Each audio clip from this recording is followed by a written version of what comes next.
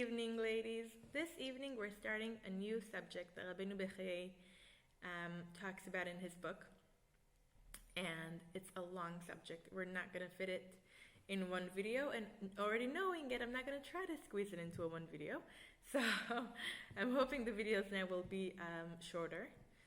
And the subject now we're going to learn about is why do we see people who are good, who are really do good things, and they're good people, and still they suffer, or life doesn't go so easy for them, and they can be poor, they can suffer from health difficult issues or whatever, and their lives are not so easy as we would think that they would be.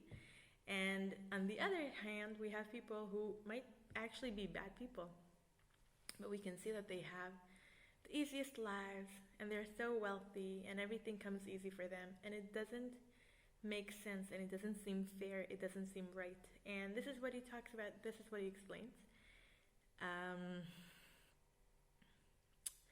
And first of all, he gives an introduction.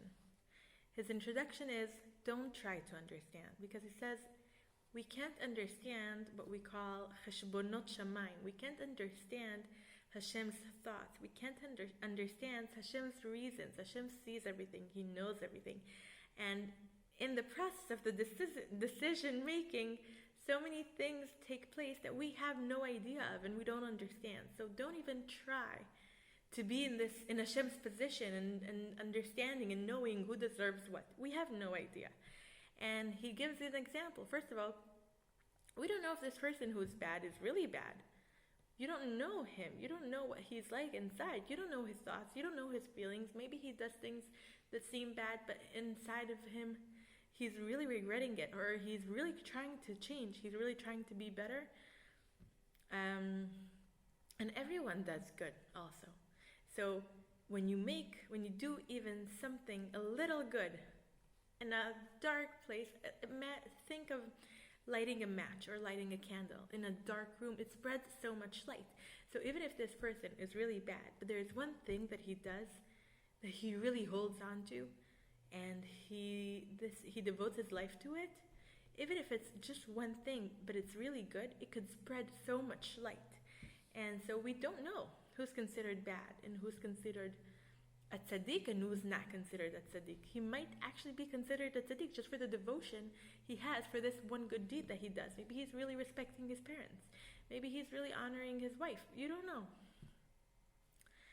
And in general, don't try to understand all the things that are in the equation. Maybe he has a grandfather who passed away in the Holocaust, and he's being paid now for the devotion his grandfather had. Maybe Hashem is giving him all this wealth, but it says that a man is getting wealth or is getting money for his wife, really.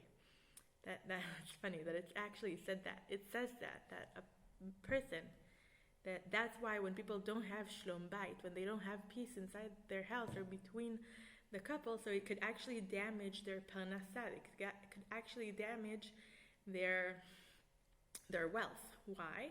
Because the reason why Hashem gives a man money is for his wife's sake. And if he sees that he's hurting his wife, it damages the spiritual flow there in the house somehow.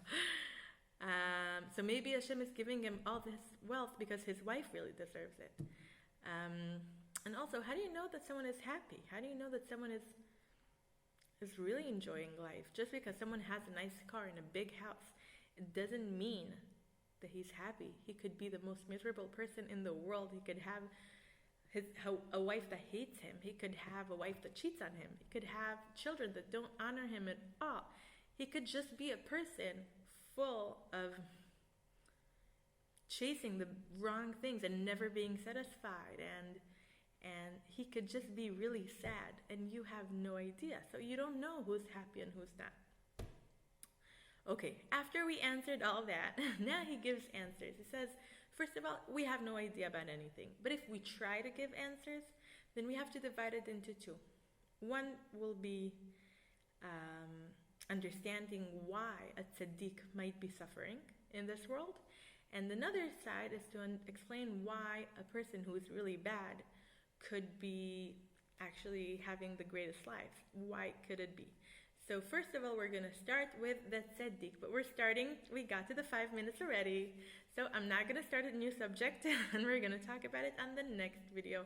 Thank you so much for joining me, and I will see you B'ezrat Hashem tomorrow. Bye!